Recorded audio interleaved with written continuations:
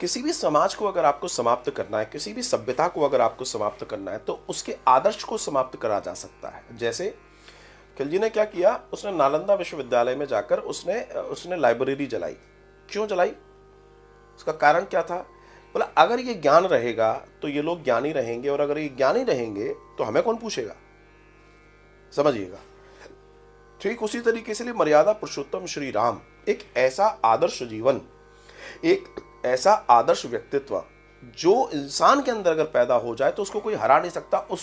उसको 10 शीश वाला रावण तक नहीं हरा सकता। समझना मेरी बात को। इसके राम और रावण अर्थात राम के पूर्ण दर्शन को मैं 2 शब्दों में बखान कर रहा हूं आपसे। अधर्म क्या है? रावण है।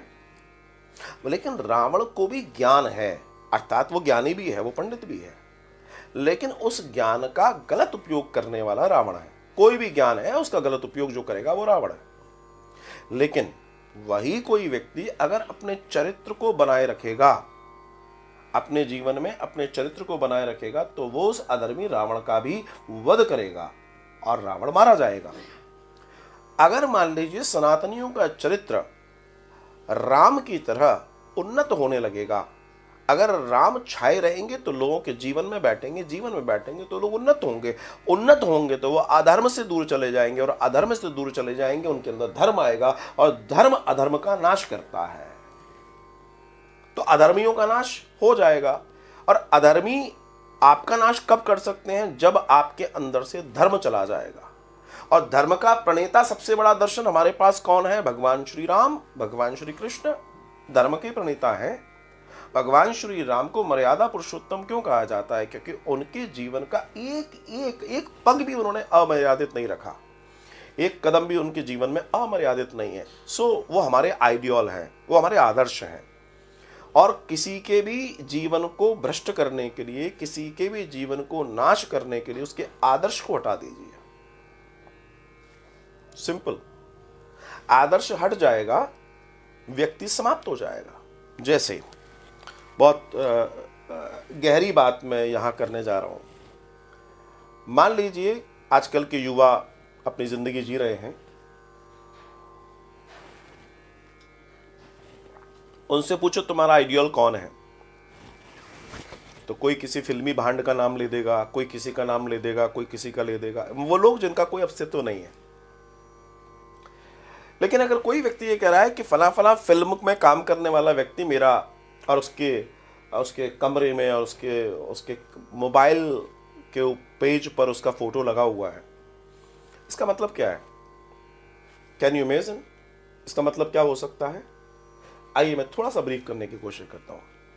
इसका मतलब यह है कि उस बच्चे के माता पिता उसके जीवन में वो छाप नहीं छोड़ पाए कि वो अपने माता पिता को अपना आदर्श बना पाता। उस बच्चे के आदर्श उसके माता पिता होते, और अगर उस बच्चे के आदर्श उसके माता पिता होते तो निश्चित उसके टेबल पर, उसके पर्स में, उसके मोबाइल की वॉल पर उसके माता पिता का फोटो होता, या उसके परमात्मा का फोटो होता, या किसी इष्ट का फोटो होता, या किसी आदर्श व्यक्ति का फोटो होता, किसी भारत के बड़े वैज्ञानिक का फोटो होता, या दुनिया के किसी अच्छे वैज्ञानिक का फोटो होता। क्या फर्क पड़ता है? आदर्श है, अच्छा है। लेकिन किसी उल जलूल व्यक्ति का फोटो है, किसी उल जलूल व्यक्ति को वो फॉलो कर रहा है, तो आप समझ लीजिए कि इसका मतलब यह है कि उनके खुद के माता पिता उनको वो ना दे पाए जो आदर्श होना चाहिए था। इसका मतलब उनके जीवन में आदर्श नहीं था। तो जिनके जीवन में स्वयं में आदर्श नहीं है, वो अपने बच्चों को आदर्श नहीं दे पाएंगे, तो वो बच्चे क्या होंगे? आगे जाके वो भ्रमित होंगे। उनके साथ क्या होगा मुझे बताने की जरूरत नहीं है, और हो रहा है, मैं रोज देख रहा हूं, आप भी रोज देख रहे हैं। तो वो किसी भी सूरत में राम को छुपाए रखना चाहते हैं ताकि हम और आप राम के आदर्शों पे न चलने लगें।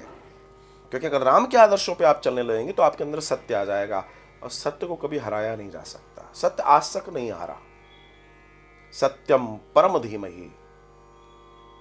तो सत्य अगर आपके अंदर आ जाएगा तो वो नहीं टिक पाएंगे। इसलिए वो राम के बारे में कटाक्ष करते हैं, क्योंकि अगर राम हट जाए तो मेरा और आपका अस्तित्व तो समाप्त हो जाएगा। हम किसकी चर्चा? उनके पास तो कोई चर्चा करने के लिए है नहीं ना। उनके पास राम के आगे टिकने वाला कोई आदर्श ही नहीं है।